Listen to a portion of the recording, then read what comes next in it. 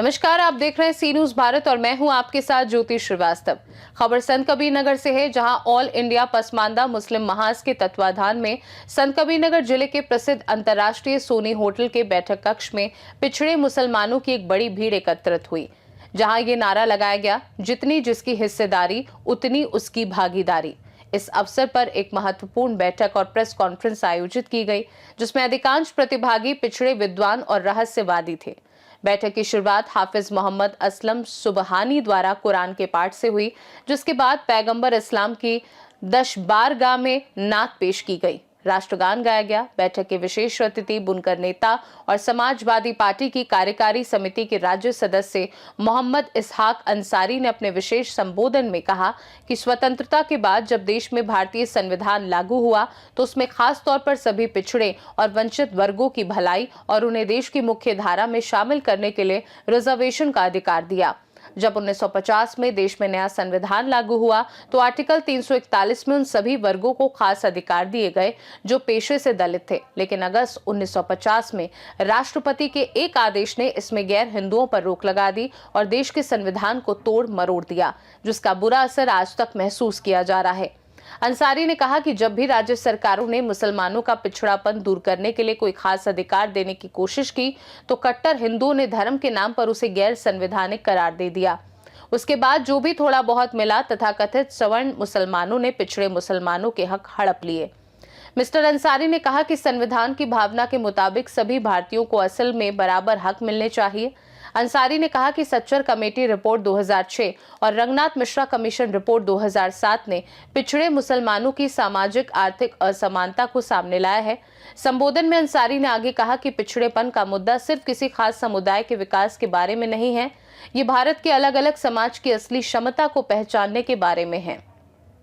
उत्तर प्रदेश राज्य में पिछड़े मुसलमानों की आबादी 80 से 85% है, लेकिन समाजवादी पार्टी ने मुसलमानों के नाम पर विधान परिषद और राज्यसभा में सिर्फ एक मुसलमान को भेजा जो बड़ी जात के मुसलमान थे। हाल ही में एक कॉन्फ्रेंस में उन्होंने मेमोरेंडम के जरिए सरकार तक अपनी बात पहुंचाई। ऑल इंडिया बैकवर्ड उलेमा बोर्ड के नेशनल वाइस प्रेसिडेंट मौलाना रेहान रजा अंसारी ने इस बात पर जोर दिया कि उलेमा को सिर्फ मस्जिदों और मदरसों तक सीमित रखना एक ऐतिहासिक अन्याय है और उन्हें सामाजिक रूप से अलग नहीं किया जाना चाहिए।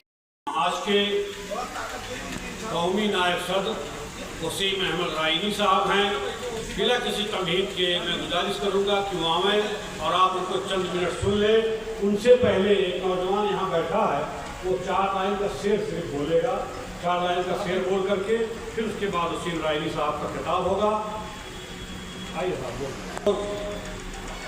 मुझे मौका मिला है सिर्फ 2 मिनट का। मैं पसमानदा के जननायक जनाब इसहाक अंसारी साहब के लिए मैं 4 लाइनें सुनाना चाहता हूँ।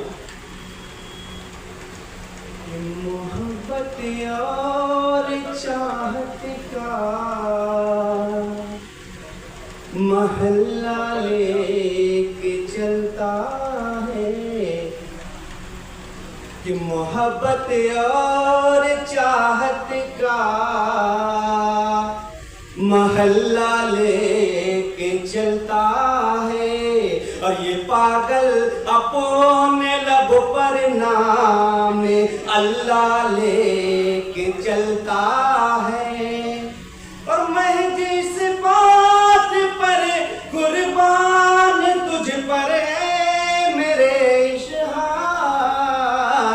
तू अपने साथ गाड़ी में मसल्ला लेके चलता है, तू अपने साथ गाड़ी में मसल्ला लेके चलता है और मोहब्बत और चाहत का महल्ला लेके चलता है। दोस्तों, हमें ना हिंदू करना है ना मुसलमान करना है, हमें तो सिर्फ हिंदुस्तान हिंदुस्तान हिंदुस्तान करना है।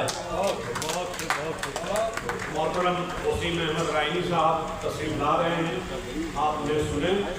और लड़ाई लड़ रहे हैं तो जानते हैं जब कोई हमारे साथ खड़ा होकर हमारा मामला आगे तक पहुंचाने की कोशिश करता है ना, तो हमारी ही कौम उससे कहती है कि ये दलाल है, ये भला काम कर रहा है, ये अपने फायदे के लिए कर रहा है। मेरे भाई, अगर वो अपने फायदे के लिए ही कर रहा है तो तुम भी अपने फायदे के लिए उसका साथ दे दो। जहां उसका फायदा होगा वहीं आपका भी फायदा होता हुआ नजर आएगा। लेकिन पहले कदम तो बढ़ाओ, आगे तो बढ़ो, कब जागोगे?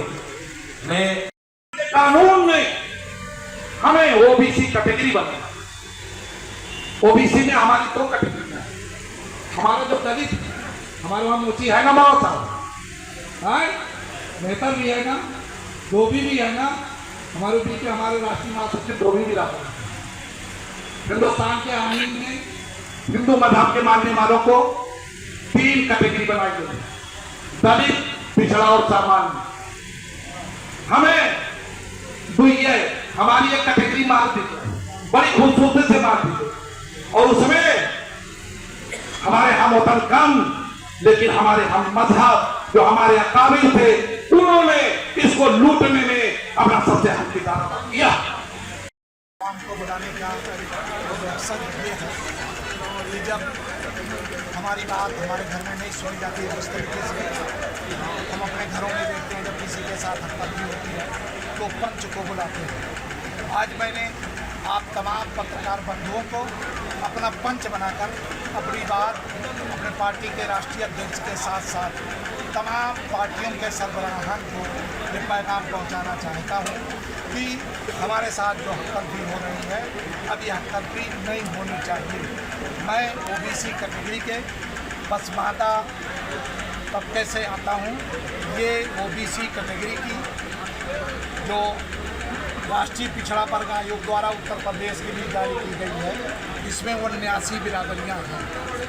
79 में 27 बिरादरियाँ मुसलमानों की अंसारी, मंसूरी, सामानी, सलमानी, मजलिसी, कुरैशी, हवारी, नट, मदारी, शाह, बंजारा, रंगेज आदि 27 बिरादरियाँ हैं। उसके बाद हमारे हिंदू मजहब की मानने वाली बिरादरियाँ हैं, जिनकी आबादी 40% और हमारी आबादी 16%। कुल मिला के ओबीसी की आबादी 56% जो मैंने तहकीक किया, और इसका मैंने अपने राष्ट्रीय अध्यक्ष जी को लेटर भी लिखा था।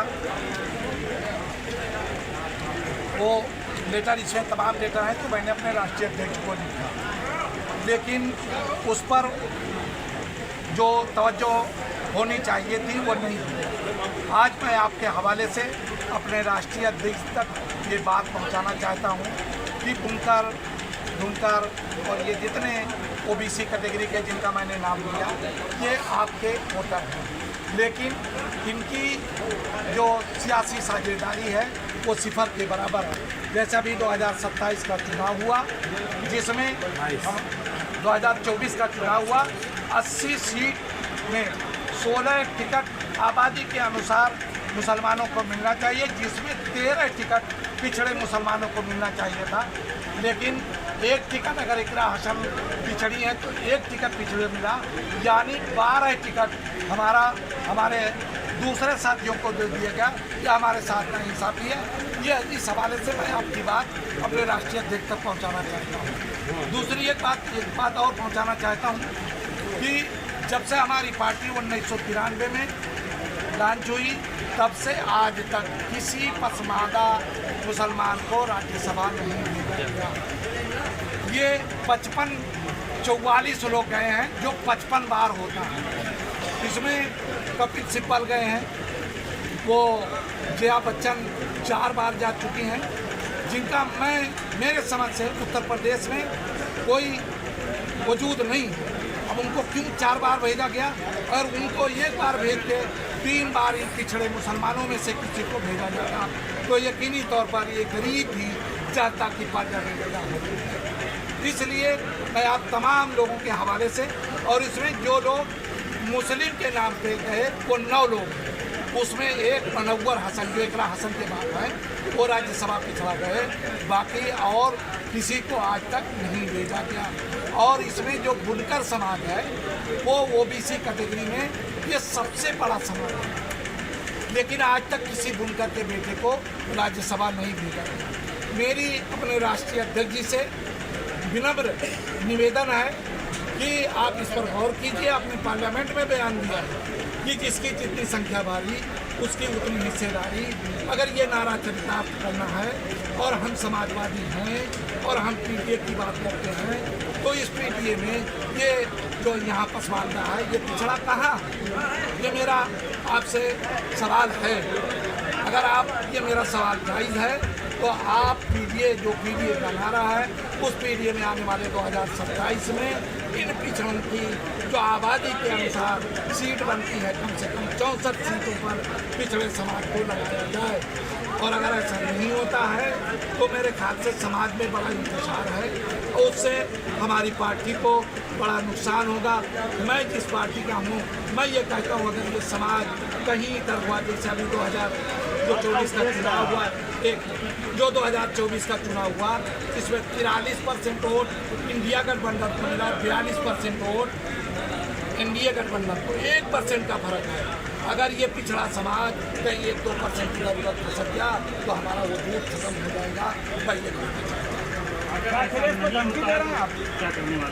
नहीं होगा, मुझे यकीन है कि अब तक हमने इस तरह की कभी बात नहीं उठाई, अब हमने उठाया है तो यकीनी तौर पर ये होगा, मुझे 100% आपकी मांग बगावत है? नहीं, बिल्कुल नहीं। हम समाजवादी हैं, समाजवादी रहेंगे, लेकिन अपने घर में जिस तरीके से हमारे हुकूक हैं हमसे सबसे ज़्यादा कमा कर देने वाले हैं, तो हमको अगर सबसे ज़्यादा बराबर नहीं तो जो सबके बराबर हुकूक बनता है वो हमको हमारी हिस्सेदारी मिलनी चाहिए। 27 में हम पूरी सीटों पे चुनाव लड़ेंगे। हमारी पार्टी, हमारी समाजवादी पार्टी हमारी बात को मानते हुए जो 64 सीट पसमानदा समाज का बनता है उस पर बुनकरों को टांडा, मेहदावल, गोरखपुर देहात, घोसी, मऊ, मुबारकपुर, आजमगढ़ और बनारस की उत्तरी दक्षिणी कैंट, भदोही और वो जलालपुर, ये तमाम सीटें बुनकर बहुल क्षेत्रों की हैं। मैं इस पर बहुत मुद्दबाना गुजारिश करूंगा कि इस पर बहुत गौर करें और ये बुनकर बहुत बड़ी तादाद में ओबीसी में किसी के पास इतनी बड़ी तादाद है। जब हम 100% वोट देते हैं तो हमें 100% टिकट करेगी, विचार करेगी समाजवादी पार्टी, मुझे यकीन है। आपने कहा कई बार आपने पत्र दिया, पत्र में कोई ऐसा मुतमईन होने वाला जवाब नहीं रहा, तो अभी क्या? नहीं, आप इसीलिए तो आपको बुलाया है कि आपके हवाले से जब पूरी दुनिया में, पूरे प्रदेश में आप हमारे इंसाफ, हमारे हक तलफी की बात पहुंचाएंगे तो यकीनी तौर पर उन्हें एहसास होगा कि इनका हक मारा गया, अब इनका हक मिलना चाहिए। संत कबीरनगर से सीनू संवाददाता मोहम्मद नईम की रिपोर्ट। खास रिपोर्ट में फिलहाल के लिए इतना ही। बने रहिए सी न्यूज़ भारत के साथ। हर खबर आपके साथ, आपके हाथ।